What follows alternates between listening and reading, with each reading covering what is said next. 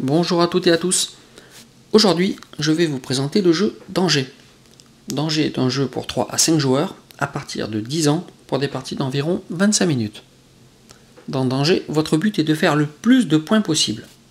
Alors, je vais vous montrer ce qu'on trouve dans la boîte.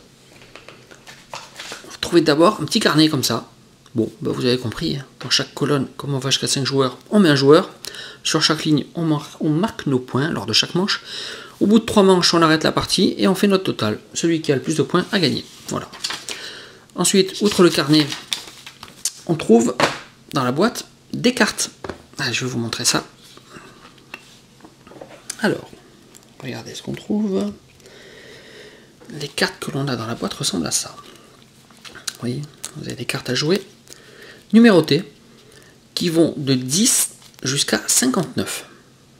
Voilà. Chaque carte est un exemplaire unique et chaque carte a 2 informations. Tout d'abord, sa valeur de carte, que vous voyez au centre, en bas, en haut à gauche et en haut à droite. Et ensuite, sa valeur en points de victoire. Donc, vous voyez, par exemple, la carte 19 rapporte 9 points de victoire. Vous voyez, la carte 57 rapporte 7 points de victoire. Bon, vous avez compris, le dernier chiffre de la carte est également la valeur en points de victoire. Donc, sans surprise, la carte numéro 50 rapportera rien du tout. Voilà. Donc le but du jeu va être d'obtenir le plus de points de victoire en réussissant à gagner des cartes. Donc le principe est simple, chaque joueur reçoit des cartes en début de partie et on va jouer en même temps, l'un après l'autre, une carte. À chaque manche, on joue une carte. Et le joueur qui a mis la carte la plus grande remporte la partie, remporte la manche.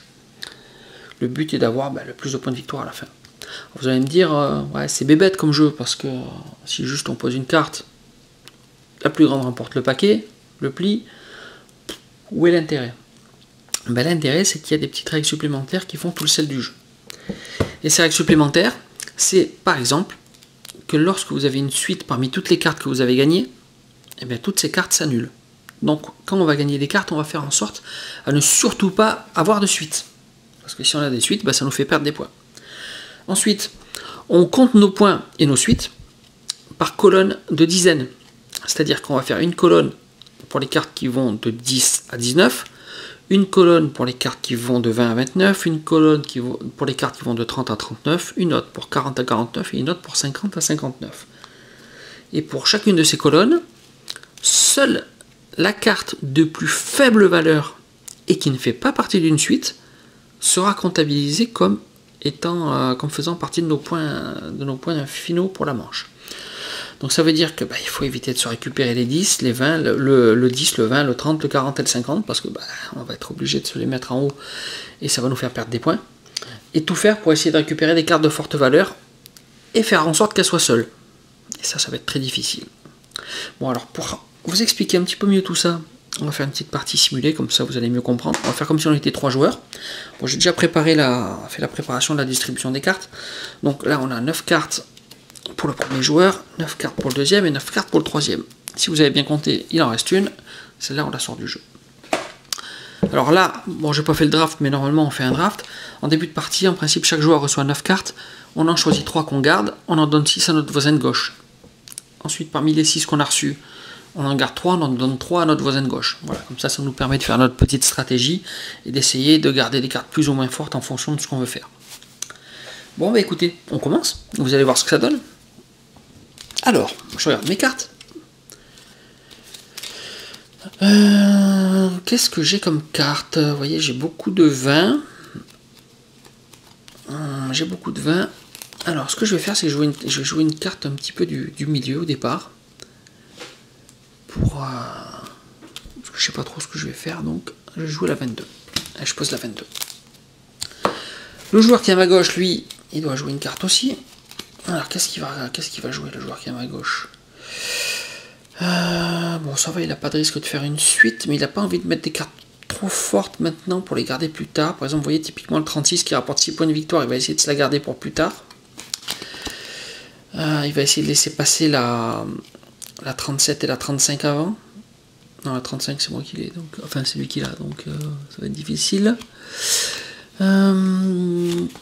Qu'est-ce qu'on peut faire de sympathique? Là,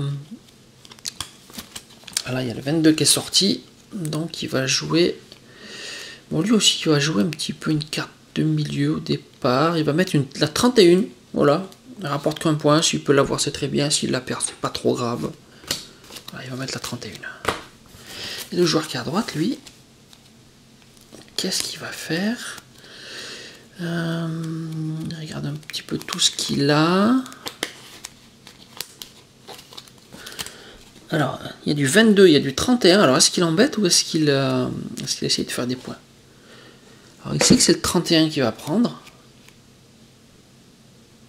S'il prend avec le 32 ou le 33, il peut prendre avec le 33 éventuellement. Ça lui fera qu'un point, mais pourquoi pas. Bon, allez, il va prendre avec le 33. Voilà, il va prendre avec le 33. Donc, qu'est-ce qui se passe?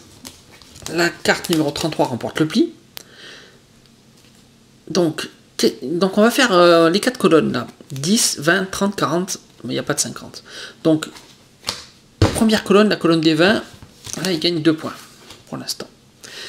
La colonne des 30, il a 30 et 31, donc c'est toujours la carte la plus basse qui va en haut. Donc, il gagne 1 point. Et la carte 33, elle est en attente. On la met en attente, vous voyez. Si jamais on fait une suite par exemple et qu'on gagne le 32, on va la mettre avec le 31 et ça sortira du jeu. Et c'est la 33 qui va remonter. Donc là, ce joueur a pris la main. Donc il va relancer. Là, éventuellement, ce serait bien qu'il prenne par exemple un pli avec, admettons, le 39 et le 32. Là, le 32, là, c'est pas possible, mais avec le 30 par exemple. Comme ça, il dégagera le 31 qui descendra et qui sortira du jeu et il mettra une carte plus faible à la place, comme le 33. Donc on va essayer de jouer comme ça pendant tout le long de la partie pour essayer de dégager les cartes les plus faibles qui sont tout en haut et qui nous rapportent des points pour mettre des cartes plus fortes à la place en créant des suites. Les suites, c'est pas forcément négatif, c'est négatif uniquement quand ça nous fait perdre des points, mais des fois, ça peut nous permettre d'en faire gagner en faisant remonter des cartes. Donc là, par exemple, il va jouer, il va dire, allez, qu'est-ce que je vais mettre? Bon, je vais mettre le... Allez, je vais essayer de détruire une de mes suites, je vais mettre le 15. Allez. Donc moi, je vois ça. Je me dis, oh là là, qu'est-ce que je vais faire? Je pourrais mettre le 14 pour l'embêter et lui faire une suite, mais je préfère peut-être garder le 14 pour plus tard. J'ai pas encore récupéré de cartes. Je vais me dire, allez, je vais mettre le 23. Pourquoi pas? Je vais mettre le 23. Je vais essayer de récupérer ça, tiens. Et le joueur à gauche, lui, il se dit, alors il y a du 15, du 23 et du 25, je peux gagner le pli avec le 5, mais et ça me fera 8 points. Pourquoi pas? Donc oui, il va faire ça, il va mettre le 25. Vous voyez, le joueur de gauche met le 25, du coup, ce qui se passe, c'est qu'il se fait une colonne pour les dizaines, une colonne pour les vingtaines, il met le 23 en haut parce que c'est sa carte la plus faible dans les vingtaines, il met le 25 en dessous en attente. Donc là, ça lui fait 8 points, vous voyez. Donc à gauche, il a 8 points, à droite, le joueur qui a joué tout à l'heure, le joueur de droite, lui, il en a récupéré 3. Donc c'est toujours au joueur de gauche qui a joué parce qu'il a la main. Il va relancer peut-être dans les trentaines, là, plutôt. 35, 36. Il va peut-être relancer à 30, dans les trentaines. En plus, il a le 30, donc il risque pas de se la récupérer. C'est pas mal. Allez, il relance à 35. Le joueur de droite, lui, qu'est-ce qu'il fait? Il voit ça, il se dit... oh là là, est-ce que ce serait pas le moment de faire des points avec le 44? Ouais, c'est peut-être le moment. Donc il passe son 44, comme ça il se récupère le 44 en espérant que personne ne mette du 40. Et ça lui fera 4 points dans sa colonne de 40. Là, le joueur central est bien embêté parce qu'il aimerait bien embêter le 44 en lui mettant le 43, mais il n'a pas le 43. Qu'est-ce qu'il peut faire? Il peut éventuellement lui mettre le 20 pour l'embêter, comme ça, ça lui fera sauter son 22. Vous voyez? Donc il va lui mettre le 20. Donc qu'est-ce qui se passe? Le joueur de droite avec son 44 récupère tout le pli. Donc effectivement, il va mettre le 44 à droite, donc ça lui fait 4 points, puisqu'il n'a qu'une seule carte dans la colonne des 40. Donc la 44 est forcément la plus basse. Le 35 va après le 33, ça fait pas une suite, donc les cartes restent en attente. Et le 20, hop, il est là, normalement il rentre en attente, mais comme il est plus faible que le 22, il remplace le 22. Et ça fait perdre 2 points au joueur de droite. Donc l'action du joueur central a fait perdre 2 points au joueur de droite. Bon, il en a gagné 4 avec le 44, mais il en a perdu 2 dans la colonne des 20. Donc en fait, il a gagné que 2 points. Donc le joueur de droite, finalement, maintenant, a 5 points. À gauche, il y a 8 points. Et au centre, ben, il n'a toujours pas fait de points. Allez, on continue. Donc ce joueur, le joueur de droite, il a 2 cartes dans les 21, une carte dans les trentaines, beaucoup de cartes dans les dizaines. Allez, il va jouer le 13. Le joueur central, lui, il va falloir qu'il commence à faire des points quand même, parce que sinon ça va commencer à lui poser des problèmes. Donc, il va jouer... il sait qu'il y a beaucoup de cartes à 40 qui ne sont pas encore passées, donc il peut garder son 41 et son 40 pour plus tard. Donc il va jouer le 42, tiens, pour essayer de faire 2 points. Comme il a même 5 points s'il se récupère le 13. Et le joueur qui est à gauche, lui, il va lui jouer quoi? Il a le 43 et le 45, donc il pourrait jouer le 43 pour faire une suite, mais le problème c'est que c'est lui qui va se récupérer la suite, vu que la 43 sera la carte la plus forte. Donc c'est pas très intéressant. Donc il sait pas trop quoi faire, il a rien à gagner, il a tout à perdre, donc plutôt que perdre, il va embêter le joueur central, donc il va lui mettre la 10. Pourquoi? Parce que le joueur central va gagner tout le pli avec son 42, et la 13 sera annulée par la 10. Vous voyez, regardez, on pose les points. Hop. Donc le joueur central, il gagne ses points. Donc il gagne 2 points dans la colonne des 40. C'est sa seule carte à 40. Il gagne 13 points, ça lui fait 2 points. Mais la 10 pousse la 13 vers le bas. Donc la 13 ne rapporte plus de points. Et c'est la 10 qui est activée dans la colonne des 10. Donc là, ce qui fait que le joueur central, il n'a finalement que 2 points grâce à sa carte 42, alors qu'il espérait en gagner 5. Le joueur central relance. Donc il a une carte à 14, une carte à 21, une carte à 30 cartes, une carte à 40 et une carte à 41. Là, comment faire? Comment faire? Parce qu'il n'a pas envie de jouer la 40, parce que si jamais il se la récupère, c'est la 42 qui va descendre. Il ne pourra jamais faire de suite avec la 40 et la 41, vu qu'il ne pourra jamais les jouer au même tour. Donc il va jouer... il va la jouer peut-être la 21. La 21 éventuellement. C'est peut-être ce qu'il y a de moins pire à faire. Ensuite, le joueur de gauche, lui, qu'est-ce qu'il va faire? Le joueur de gauche, peut-être qu'il va se dire ce moment, c'est mon moment. C'est le moment de faire des points. Je mets le 45. En espérant qu'il n'y en ait pas d'autres qui sortent des 40. Le 44 est déjà passé. Il espère juste qu'il n'y ait pas la 46 qui arrive. Et là, qu'est-ce qu'on a? On n'a pas grand-chose pour embêter le joueur de gauche. 21, 20... on n'a pas grand chose. Hein. On peut pas l'embêter sur la colonne des 40, sur les 20 non plus. La seule chose qu'on peut faire, c'est lui mettre un 12. Ça pourrait l'embêter, comme ça, regardez, si on met le 12, ça fera descendre son 15 et mettre le 12 à la place. Ça lui fait perdre 3 points. Donc ouais, le joueur de droite va faire ça. Le joueur de droite lui met un 12. Comme ça, le joueur de gauche se récupère le 45. Vous voyez? Oh, c'est même pire que ça. Le 12 fait descendre le 15, donc du coup, il passe dans la colonne des 10 de 5 à 2 points, donc il perd 3 points. Et le 21 fait descendre le 23 et remplace le 23, ce qui fait qu'il perd encore 2 points. Donc, vous voyez, avec ce pli, il a perdu 5 points. 2 points ici, 3 points là. Bon, il en a gagné un petit peu ici, mais ça n'a pas été très rentable. Alors ensuite, on relance le jeu. Le joueur de gauche se dit, bon, qu'est-ce que je peux faire? J'ai pas envie de gagner des points avec ma carte à 43, je la mettrai plus tard en espérant m'en débarrasser. 30-36, tiens, j'ai pas encore de points sur les 30. Je vais mettre le... Je vais essayer de me débarrasser du 30 plus tard, je vais pas mettre le 36. Je vais mettre le 11, tiens, pour essayer de le fourguer à quelqu'un. Hop. Alors, le joueur de droite, lui, qu'est-ce qu'il se dit? Aïe, aïe, aïe, j'ai que des cartes supérieures, j'ai pas envie de me récupérer le 11. Quoique, ça pourrait toujours faire un point, mais... comment je pourrais faire? Bon, il sait qu'il pourra probablement jamais avoir le 26, puisqu'il a de toute façon le 22 qui est en attente et le 20 qui est déjà placé. Donc il va se dire, ben, je vais sacrifier le 26, tant pis, je vais le jouer comme ça, personne ne l'aura. Je vais prendre le pli, mais au moins ça fera peut-être un point avec le 11, et personne n'aura le 26.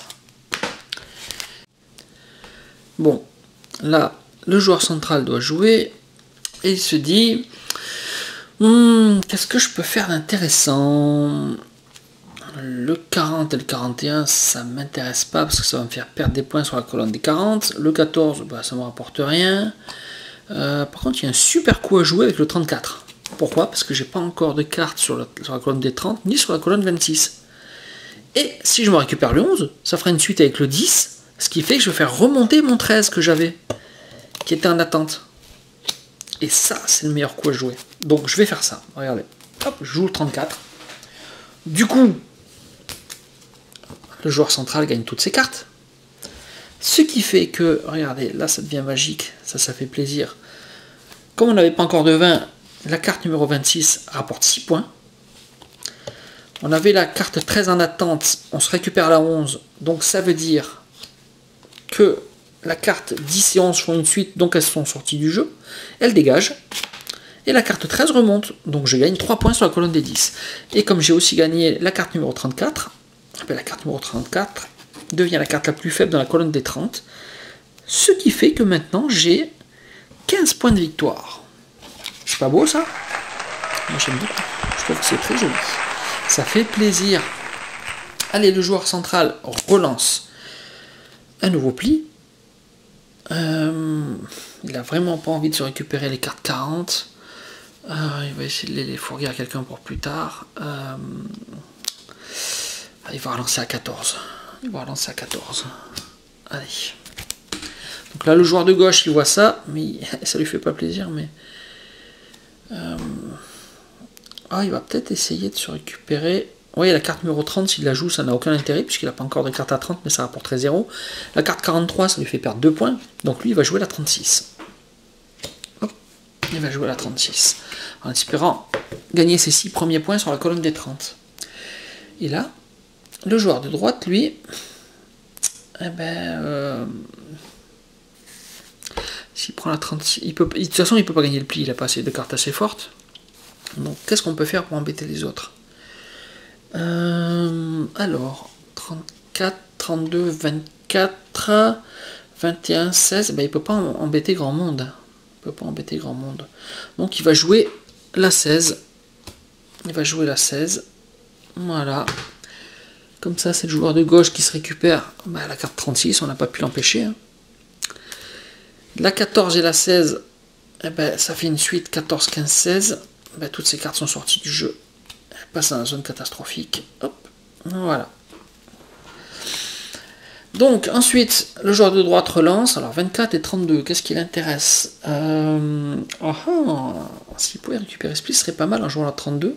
Comme ça, ça ferait une suite avec la 31 et la carte 33 remonterait. Donc, ouais, il va tenter ça, lui. Il va tenter la 32. Alors, le joueur du bas, lui, il a 40 et 41, il est obligé de se récupérer le pli quasiment. Donc, ça lui fait pas plaisir du tout. Donc, il va jouer la 41, quitte à se récupérer un pli, autant de perdre qu'un point plutôt que 2. Voilà, il va jouer la 41. Et le joueur de gauche, lui, il a la 43, il a 30. Il veut pas du tout de ce pli, parce que sinon ça va lui faire perdre des points sur la colonne. Oh là là, de toute façon, soit il perd, soit il...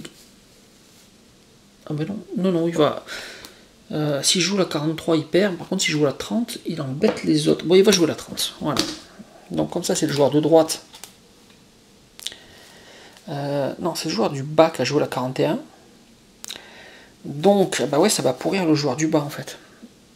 Le joueur du bas se récupère toutes ses cartes. Donc, ce qui fait que le joueur du bas se récupère la 32 et la 34, donc qui descendent, et la 30 devient la plus grande carte dans la colonne des 30, donc il perd des points sur les 30. Ensuite, la 41, ça fait descendre la 42, donc il perd un point sur la 42, sur la colonne des 40. Donc ça lui a pas fait plaisir, ça. Ça lui a pas fait plaisir. De 15 points, il passe à 9 points. 10 points. Il a perdu 5 points. Donc, il joue la dernière carte, la 40, en espérant que quelqu'un lui prenne.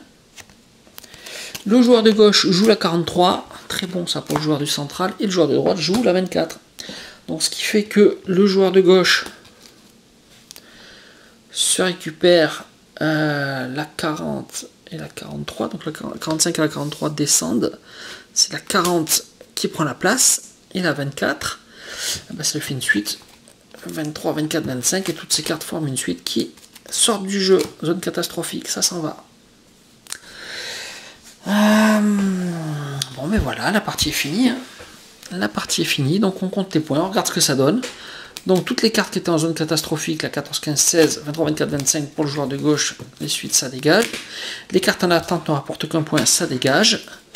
Les cartes qui valent 0, ça sert à rien, ça dégage. Donc le joueur de gauche, lui, il a 9 points. 6, 7, 8, 9 points. Le joueur de droite, bah, la carte 22 en attente, elle sert à rien, elle dégage. Les cartes 33, 35, ça ne servent à rien, elles étaient en attente, elles s'en vont. Et il ne reste plus que la 20, elle rapporte 0, elle s'en va. Donc il reste 5 points. Vous voyez, on a 9 points à gauche, 5 points à droite. Et en bas, la carte 10-11, les cartes 10-11 qui étaient en zone catastrophique, elles ne servent à rien, elles s'en vont. Cartes 32 et 34 qui étaient en attente, elles ne servent à rien, elles s'en vont. La carte 42 qui était en attente, elle s'en va. Ah non, attendez, j'avais pas fait attention, ça fait une suite avec la 41 42. Donc ben, ça rapporte rien. J'avais oublié cette suite, vous voyez. Ça dégage. Hop. La carte 30 qui fait 0, elle dégage. Et qu'est-ce qu'on a à la fin? 9 points en bas. Donc au final, on a le joueur en haut à gauche qui a 9 points.